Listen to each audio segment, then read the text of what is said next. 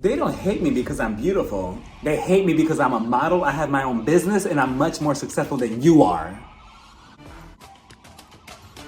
Hey everybody, welcome to my channel. I'm Raphael and I'm here to review episode 10 of the Real Housewives Who Have Each Other's Tongue in Their Ass of Dubai. We start the episode off at Caroline Strawberry's house and she's packing up everything for their first cast trip. Yes, we're getting one this season. I believe one of her friends have gifted her a hen's weekend, which is slang for a girl's trip, to this place called Nara Island. And I'm like, must be nice to have these kind of friends. My friends could barely text me back, but okay. So she's packing everything up. Her husband, Sergio, he's walking behind her like a lost puppy. And he's just like, Caroline, baby, what about me? I want to come on the trip too. Is this our honeymoon? Caroline is just like, no, Sergio, this is a hen's weekend. A hen's weekend. This is not a rooster weekend, a chicken weekend, a cock weekend. This is a hen's weekend. So I'm sorry, this is just for the women. So Sergio, he's just like, but it's okay. I could just put a wig on. It's fine. I could fit in your suitcase. Your friends are not even going to notice me. Caroline is just like, no. Like, Sergio, stop it. You're doing way too much. Even though you've been doing way too much this entire season, now you're pushing it. Like, stop it. Like, I get it. Caroline, her excuses, oh, well, we just got married, so he just wants to be clingy all of a sudden. But no, he's been clingy this entire season. Every time you show up to film with the other women, who's there next to you? Samantha, aka Sergio, right there attached to you at the hip. He just wants to be in front of the camera or attached to you every single second. And, it could be kind of cute to a certain degree, but now, just stop. Caroline even said it, I need my own space. I told Sergio before that, I need some distance between us sometimes. And yes, Caroline, she could be cold a little bit, she could be a little distant, but now I see why. Because Sergio, again, you're just smothering her too much. Like, you're just doing way too much. And I feel like at some point on the show, we're going to see Caroline Strawberry just go off on Sergio, like, leave me alone. And I promise you, by season 2 or season 3, depending how long this show goes, we're going to see Sergio cry because Caroline Strawberry, she probably cursed him out. He kind of would have had me when he was just like, por favor. I'm like, oh, that's kind of cute, but no. And not to jump ahead too much, but from the previous to the next week, we see that he shows up on the girls' trip regardless. I mean, he shows up behind Caroline's back, and he shows up spontaneously. And again, that's just not cute. Even if you are trying to surprise your wife, it's still not cute. Let your woman have fun by herself. Like, you don't have to be with her 24/7. You already have her at home. You already spend a lot of time with her. Stop it. You're doing way too much. And Caroline Strawberry is just like, yeah, Sergio, we need to cut the umbilical cord. And he's just like, what's that? And I truly believe that he has no clue what an umbilical cord is, given his history on this show, because we've seen what he said about, babies and how he feels about, if we get a surrogate, the baby's not going to look like me. That was strike 1. Strike 2 was when they had that other conversation. And he was just like, well, if something happens to the baby while it's inside you, Caroline, I'm just going to take it out and put it in somebody else. And I just really do believe that is his way of thinking. Then we see Sarah and Brooks meeting up in the desert, and we all remember what happened last time when they were in the middle of the desert. They almost came to blows and the producer had to step in, but today, that's not the case. Today, they're going ATV riding on these bikes. And I've never done this activity, but from the way Brooks was showing us how to do it, yeah, I'm probably still not gonna end up doing it.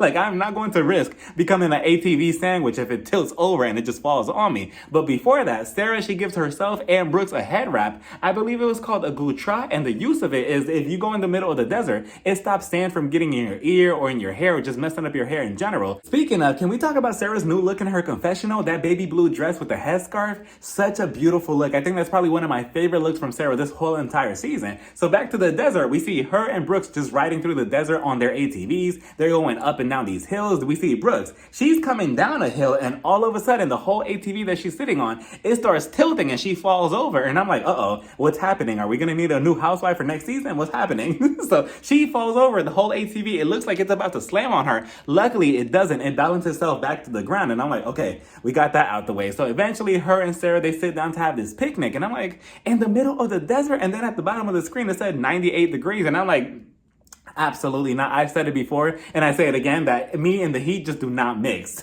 Like, I'll have a whole attitude just sitting there. I couldn't even eat. I'll just be sitting there listening to Sarah like, yeah, you want me to heal. Yeah, you want me to be a better person. Yeah. Can you speed this up? Hurry up so we can go. Like, Sarah would have pissed me off in the middle of this heat. Like, absolutely not. And on top of that, you see that they're wearing like long sleeve shirts. Like, how are they not sweating? But okay, they're sitting there, they're talking. Sarah, she goes on to say, You know, Brooks, I know that you've gone through a lot. You know, you've gone through a lot, and I just want you. I want you to heal. You know, I want you to heal, and I want you to know that healing could be beautiful. You know, I want you to know that it could be a beautiful process. You know, Sarah, she's good for an Instagram caption.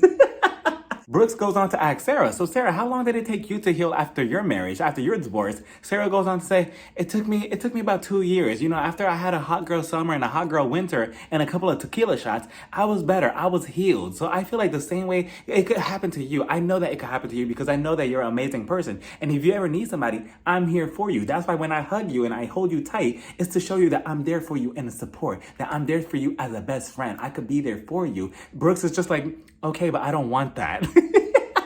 She's like, you know, yeah, I get it, you know, but me and you are not the same. You know, me, I process things differently. You know, I don't move as fast with people. Just because Sarah, she moves differently with people and, you know, she's very touchy and all that, and she wants to be supportive, doesn't mean that other people are just very open-minded like that. You know, with Brooks, she goes on to say that her ex-husband really hurt her a lot and it made her have trust issues. So, of course, she's going to be looking at Sarah like, I don't know. Can I trust you? I'm not sure. But even then, it's also funny how Brooke says that, you know, her ex-husband really damaged her this way when she also said last episode that he's also investing in her business. So it's just like, he hurt you, but you're okay with, you know, the hurt as long as it comes with money. So we finally get this cast trip on the go and they're riding in style towards the destination. They're all in Rolls Royce. And I'm like, wow, you know, they're probably looking at the American Housewives like, a Sprinter van. We don't do that over here. We do Rolls Royce.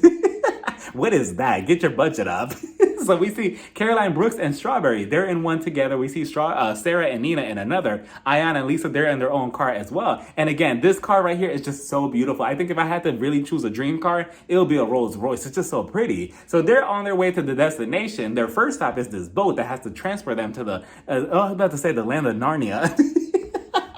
The land of Nara, right? So they get on this boat. They're all drinking champagne. They're all having fun. And you know, something about the Housewives of Dubai specifically, I just really, really, really enjoy their scenes together as a group. And that's what we need more of for season 2. Not just like these little pairs, you know, just one-on-one meetings. We need like cast trips and more of like group settings like this. So they're all having fun. Ayan, she starts dancing. She's drinking. Brooks, you could tell that she's getting annoyed and she's just like, you know, like, okay, fine. You know, I feel like her and Ayan, they have like this sister friendship kind of in a way. Like, oh, you know, I can't stand you, but at the same time, I love you. It's just such a shame that now in the real world, in real time, their friendship, they kind of fell apart. And I don't think they're going to be friends anymore moving forward. So Ayan, she's dancing. She's singing to everybody. She's making their own personal song for each one of the girls. She's like, Brooks, you know, I know you don't like me, but I still like you, but whatever. Strawberry, I love you, but fuck you.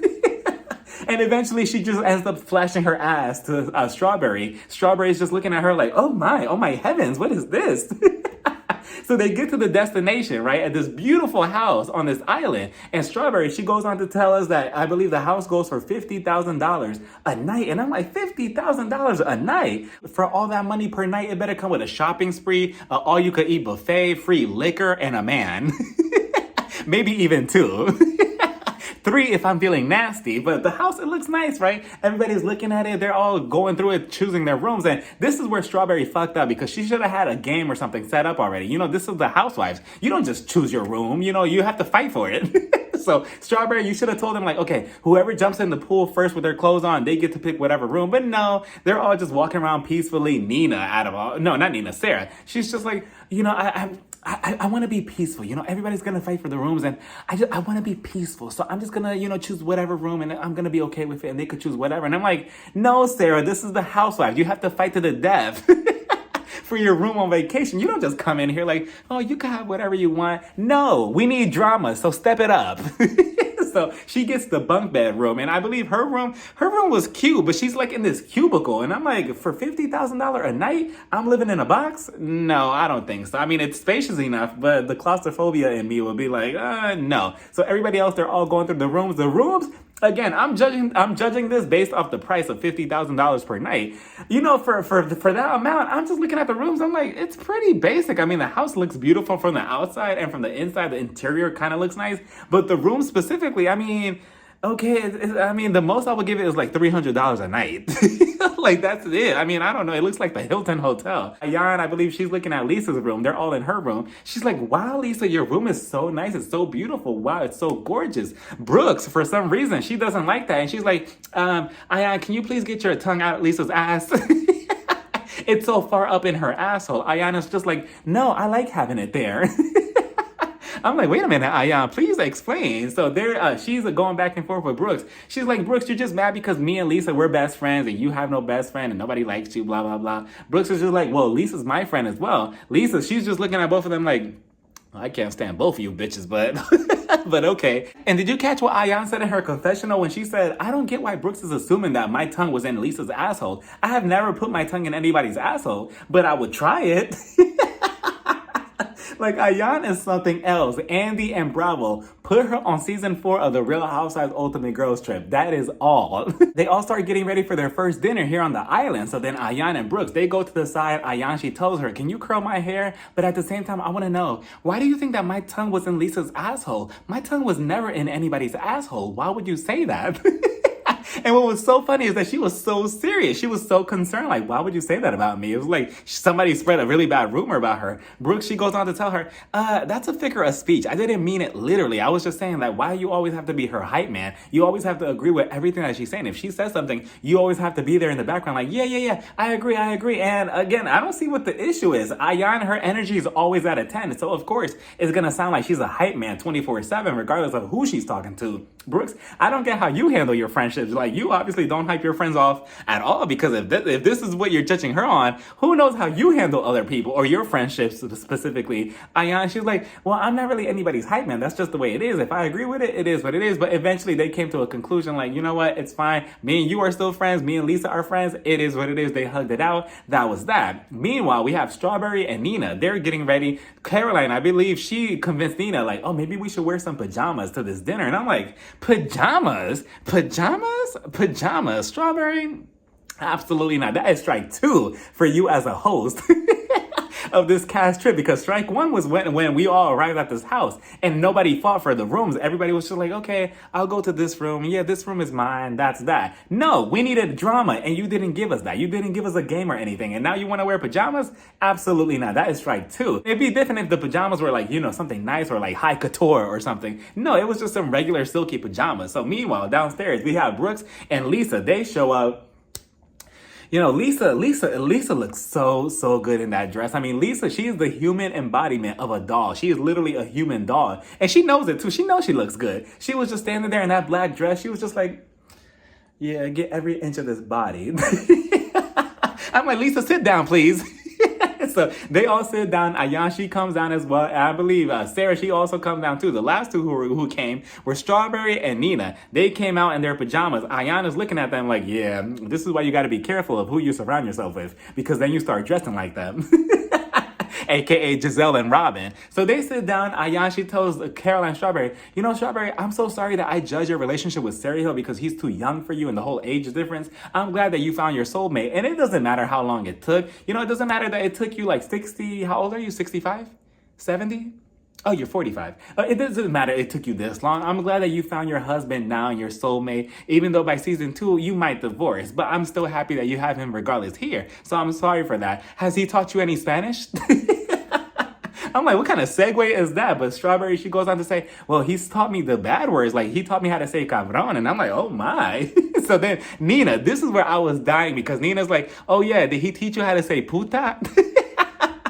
I'm like, Nina, who taught you how to say that? So as the dinner is going along, we get a bunch of men. They show up dancing, and I'm like, okay, here comes the strippers. Here comes the strippers. But no, come to our surprise, it was Nina who hired them, a bunch of Lebanese dancers, to come in and teach them a Lebanese dance, you know, a traditional dance. So they all get up, they all start dancing with them. You know, they weren't strippers or anything, but they still had a good time, and it was nice to see them all interacting with each other and just having a good time. Eventually, everybody puts on their pajamas and they head back into the living room to sit around the table, and they're like, maybe we should play a game or something. So they're like, oh, maybe we should play Never Have I Ever. So Ayana's like, wait, I've never played that. How do you play that? So Brooks is like, well, for example, if you've done something, like let's say you've done a blowjob, you've given a blowjob, you take a shot. Ayana's like, oh, I've given many blowjobs before. I'm like, Ayan, that is not the point. Like, thank you for sharing that, but that's not the point. So then I believe the first question was, oh, have you ever had a one night stand? And everybody's like, okay, what do I do? What do I do? I'm watching everybody, right? Caroline Strawberry, she's like, I did. Did y'all see Nina too? Nina was close to sipping. She was like, wait, the cameras are watching. The camera's watching. No, I've never had it. I'm like, sure. The next question was, have you ever slept with somebody's boyfriend? Brooks, she's like, well, I haven't slept with somebody's boyfriend, but I slept with somebody's husband. And I'm like, wait a minute. Bravo, Andy. Investigate that a little bit further and bring whoever this woman is onto the show for next season. I'm curious. I want to know more about that. Brooks, explain yourself. So then I believe the next question was, I think they blurred it out, but I think that the question was, have you ever done anal sex? I'm assuming that that's what it was. Lisa, she goes on to say, yeah, I've done it. Please don't try because it's really painful. And I'm like, wait a minute. Rich? He likes knocking on the back door? Interesting. But okay, so then I believe it's Strawberry. She's sitting there, right? And she's like, they're like all dazed out, and she's like, la la la la, and she takes a sip. Sarah, she's like, Caroline, you did it? And Caroline is like, oh no, I'm sorry, that's water, I'm sorry. I'm like, yeah, right, Caroline Strawberry, you already got exposed. Stop it. Lisa wants to play a new game, 2 truths and a lie. So she starts off and she's like, okay, so I'm going to say 3 things. So 1, I was a stripper. 2, I had my clitoris pierced. And 3, I think hers was like she slept with 10 men or something like that. So they're all trying to figure out like which one is which. And I'm like, okay, which one is it? She comes out and she's like, I actually have my clitoris pierced. But there's a twist to it. She goes on to say that it's a VVS diamond. And I'm like, what does that mean? So eventually we find out through Caroline Strawberry in her confessional that it's a diamond that's worth $5,500 that's on your clitoris. And I'm like, what? I didn't even know that was possible. You know, Lisa, that's how you know you have money in Dubai. She's like, I can't relate to any of you bitches who have metal on your clitoris. I have diamonds. I don't do copper. And Strawberry in her confessional, she's like, yeah, I think that's a pretty waste of a diamond. That's pretty gross. You know, if you look past her dry humor, you could kind of feel that she's kind of funny, even though she sounds like she's being a hater. Can you just imagine though, Rich and Lisa, when they're getting down with the get down and Rach, he's down there and he's doing you know what, and she's probably like, oh, Rich, stop, you're licking the right spot. Hold on, lick my diamond for me. Lick my diamond. Like, that's how I picture it being, like a diamond. Like, can you imagine that? That is so impressive to me. And Lisa, again, she has revolutionized the definition to expensive taste, if you know what I'm saying. Wink, wink. Then it's Brooke's turn, and her 3 are: 1, I got 3 kids. Obviously, that's a lie. She only has 1, according to what we've seen on the show so far. 2, she got cheated on in her last marriage. Well, honestly, that could be true. I'm not sure. I mean, she said that he was a shitty guy, so who knows? And that she also got $1 million settlement out of that whole marriage. Obviously, we know that's a lie because she told us earlier that she got nothing from him besides custody of their child. And then the third one was that she was in a relationship with a president-elect. So obviously, that must have been true. Come to find out that it is true. And I'm like, wait a minute, Brooks, there's much more than meets the eye when it comes to you. I want to know more about that. She goes on to say that, yeah, she went through this phase in her life that she felt like she wanted to be the first lady. And, you know, by being with this president-elect, she felt that she could be fulfilled with that. But he was married to another woman, so they couldn't be anything in the public eye. And I'm like, wow, Caroline Brooks, who do y'all think that this president-elect was or is? Like, who do y'all think it is? I mean, obviously, I need to do my research. And Caroline, if you're watching this, slide into my DMs. I promise I won't tell nobody. I want to know. But you know what? Here we go. Bravo, Andy. I'm giving you another idea. Come over here, listen closely. So what you need to do is get Caroline Brooks to move back to the States, and specifically in the DC area, and reboot the Housewives of DC and center the whole entire cast around Caroline Brooks, and add whoever this woman was or is married to this president-elect, add her to the cast and have them confront each other. I'll be curious to know how that happens. How that works out. And then we could also get a reboot of the Housewives of DC. The next game that Caroline Strawberry decides to play with everybody is these balloon games. She blows up these balloons and you have to put them between your body and thrust yourselves into them to try to, you know, pop them. And Caroline Strawberry, she said that she played this with her friends before and that she found it so funny and blah, blah, blah. And I'm like, okay, fine. We see where your humor is, but okay, we see Ayan. She bends Brooks all the way over and she's just thrusting into her. And I'm like, wow, good stroke game.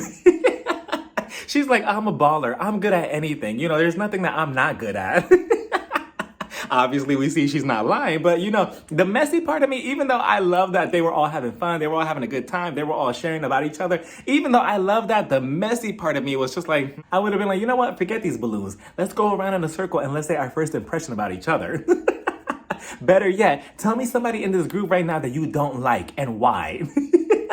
And if you really wanted to take it up a notch, Caroline Strawberry, what you should have done is hire Alison Dubois from Real Housewives of Beverly Hills season 1, the psychic, to, come in and give everybody their prediction. Like, oh, you know what, honestly, Caroline Strawberry, Sarah, he'll never emotionally fulfill you.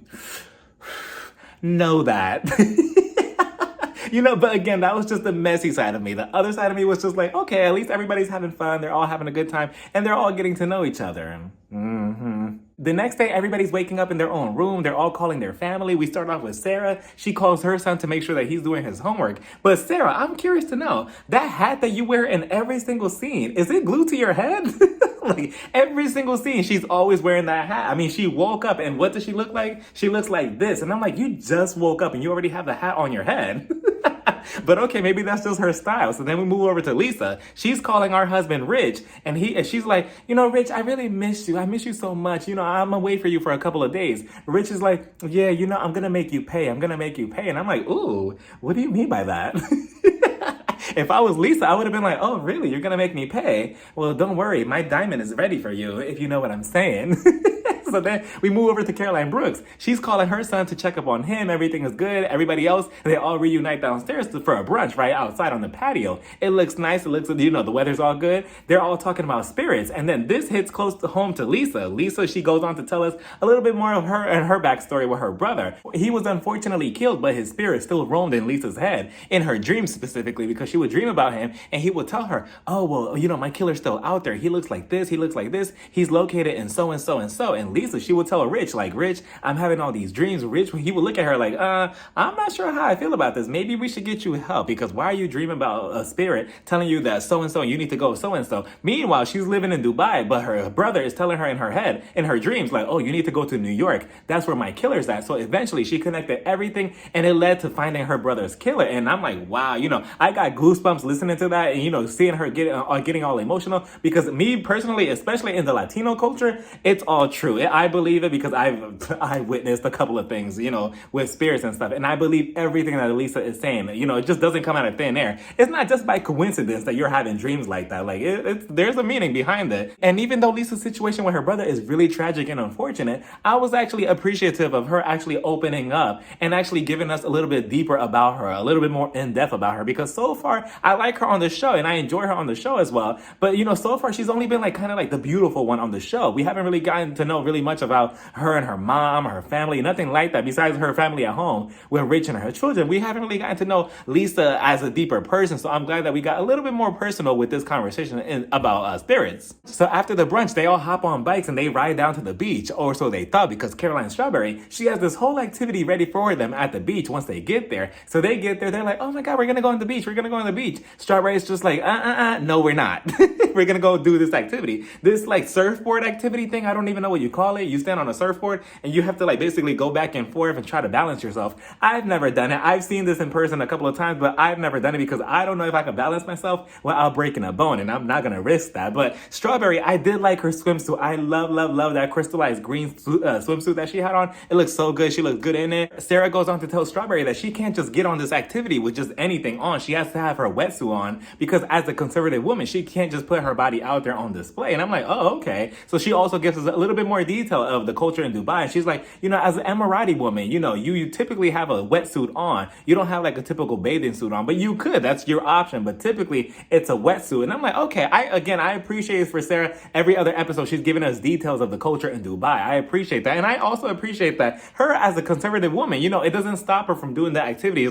She's not going to be like, oh no, I can't do this. It's against this. I'm not doing this. I'm against this. She finds ways around it. And that's something I appreciate about her. And everybody else also arrives to do the surfboard activity, but Nina and Ayan, they don't want to get in for some reason. Nina, I could understand her, because I actually picture her hiring a stunt double in order to fill in for her. Oh, can you just pretend to be Nina for the day and just do the activity for me while I stand over here and have a cocktail?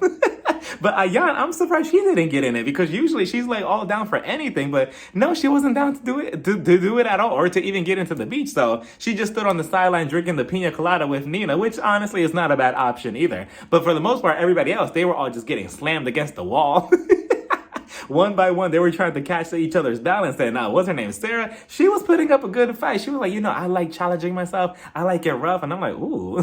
And then she also kept getting slammed against the wall. But for the most part, they all continue having fun on this trip. After the beach, they all head back home to get ready for this dinner that they were about to have on the back patio. It's nighttime. Everything looks nice. Everybody looks nice. They're all sitting around the table. They all start talking about Sergio, the extra housewife of the show. They're like, Strawberry, I actually saw Sergio's Instagram live that he was doing earlier, and he was crying, like he was boo-hooing, like real tears because he wasn't next to you. And I'm like, Sergio, you really, really, really need to stop. That's pretty scary. The fact that you're on Instagram, first of all, the fact that you're online crying, that's another red flag right there. Like, that is pretty scary. That's pretty sad, honestly, that you're crying on Instagram live because you're not next to your wife because she's enjoying her vacation with her friends. Like, really? Like, that's pretty scary. I hope Caroline Strawberry does something to him, tell him okay, you really need to stop. We need to set boundaries here, or else this is not gonna work, because stop. That's pretty scary. He's doing this because he thinks I'm all cute, I'm handsome, she's gonna find this so attractive. She's gonna think I'm so in love with him. She's probably gonna give me a raise. But no, it's not. It's pretty scary. It's scary behavior. Nobody should be doing that to their spouse or their significant other. So then this whole conversation, it pulls a whole domino effect of, being independent and being on your own. Strawberry, she's like, you really have to find yourself when finding somebody else. With Sergio, I'm still with him, but I'm still my own person. So then this trickles down a whole conversation with Sarah. Sarah, she had to get out her hat, and she's like, I just feel like, with Sergio, Caroline Strawberry, he really gave you the love that you were missing in life. He gave you the love that was missing, the missing love that was missing in your life. The love that you manifested in your life. And I just feel like this is God's way of putting love in your life that was missing. And I'm like, okay, so Sarah, you said the same thing, just three different ways. But okay, so what's her name? Brooks, she's like, you really need to teach me your ways, Strawberry. I need to manifest a man like that. And then what's her name? Sarah, she's like, well, I also feel like, you could be your own person, but at the same time, you don't need to be with your ex. You don't need to be with anybody. You could be your own person, and you could be independent, And she went to Brooks. She's like, Brooks, I believe with you and your ex-husband, I just feel like, you didn't really have to depend on him for anything. I feel like you're a great person yourself. So why did she say that? Because we were about to get Sarah versus Brooks round 3, because Brooks, she directed her attention right back over here. She's like, no, I'm not dependent on my husband. I don't need his money. I'm like, Brooks, relax. She didn't say anything. But I could see how the conversation was going to go left sideways. And, on top of that, yeah, you say that you're independent and you don't need him or anything. But, he's also investing in your business. So, yeah, you do need him to some extent, because even last week, you told him that you needed him because of the location of your spouse. So, I don't know about that, Brooks. So, they continue talking about independency. And I talked about this in my last review. I agree with everything that Sarah was saying. I feel like even if you are in a relationship or you're married or whatever with somebody else, I feel like you also have to be your own person, including financially. Because again, for example, if you're with somebody and they're controlling everything financially, let's say one day you piss them off or whatever, blah, blah, blah, and they're like, oh, well, guess what? Well, you're not going to go shopping. Your credit card is cut off, or you're not allowed to use any more of my money. All of a sudden it becomes my money, not our money. It's my money. And it's just to me, I never believed in that. I've seen too many situations in my own personal life where, people just give their all and their entire power over to their significant other just because of financial needs. And I just don't agree with that. I just do feel like you need to have your own money just in case. You never know in your relationship or in your situation. So Ayan, I feel like this whole conversation was really triggering her, because she was like, oh, well, my husband, I depend on him for everything. I have my own stuff too, but he pays for everything and I don't mind. I actually like that. So why did she say that? Because as they were trying to, also include her in the conversation, what's her name? Strawberry, she was respectfully trying to, talk to her. She's like, oh, so Ayan, do you have your own business? That's all she asked. She didn't say anything else further than that. But Ayan, she spiraled out of control. She was like, I do have my own businesses. I do this, I do that. I've been on the runway since I was 3 years old. Yeah, I've been on the cover of magazines since I was an infant, since I was 1 month. What are you talking about? Yeah, I'm successful. I'm this, I'm that. And I'm like, what does that have to do with anything? Okay, congratulations, Ayan. But again, the conversation here was about independency. Yeah, we all know that all the women at the table, they were all talking and discussing we all want to be dependent. We don't want to depend on our man and blah, blah, blah. And just because you have a whole different mindset does not mean that you have to, burst out on anybody, because that's exactly what she was doing. She was projecting her issues. She's like, oh, well, wait a minute. All my friends here at this table, they're independent except me. I have my own things too, but I depend on my husband. Oh, fuck, they're all attacking me. That's what she probably felt like, but nobody was attacking you. They were just having a conversation with you. Strawberry wasn't even coming at you incorrectly or anything. All she was asking you was, do you have a business? That was it. There was no reason for you to reply to her the way you did by saying, oh, I have this, I have that, I have this, and my business, guess what? My business is more successful than you. And I'm like, why, Ayan? Why did you have to throw a jab out like that to Strawberry? She wasn't even coming at you like that. She didn't even say anything disrespectfully. All she said was, I wanted to know if you had a business, so that way I could also know that you're also independent and not really, being stable with your husband. That was it. I don't understand why Ayan just spiraled out of control. Again, just like everybody else at the table said, it hit a nerve for her and she didn't like this conversation because she probably felt excluded. And we all know from the very first episode, what happens when Ayan feels excluded or she feels like, she's the different one in the group. She gets on the, defensiveness or whatever. And that's exactly what she was doing here. She saw that everybody else was relating to each other on being independent. She doesn't really like being independent. I mean, yeah, she said that she has her own money and she's smart about it. And I'm pretty sure that she has money and she is pretty successful by herself without her husband. But, the fact that everybody else was having a whole different conversation than she was in her head, it really bothered her. So they left it at the first to be continued. And I'm like, what is this? The Real Housewives of New Jersey? What is this? To be continued. But that was that, y'all. But let me know what y'all thought about this whole entire episode down in the comments. And just ahead, I'm not sure yet because I'm going on vacation next week. At the end of next week, I'm not sure if I'm going to have a review for the next episode next week. I'm not sure. It really all depends on timing. I really don't know. I'm going to try to. But if there's nothing, now you know why. Like, I'll announce it too on my Atlanta Housewives and Beverly Hills as well because I'm not going to have a review for those two for not the following week, but the following week. But I'll let everybody know on the community tab too, and I'll let everybody know in the videos as well. So, I'm going to try to squeeze that in. If not, forgive me ahead of time. But I'll be back for the finale. I think the finale is the following week, if anything. But regardless, let me know what y'all thought about this whole entire episode down in the comments. Bye, everybody. Mwah.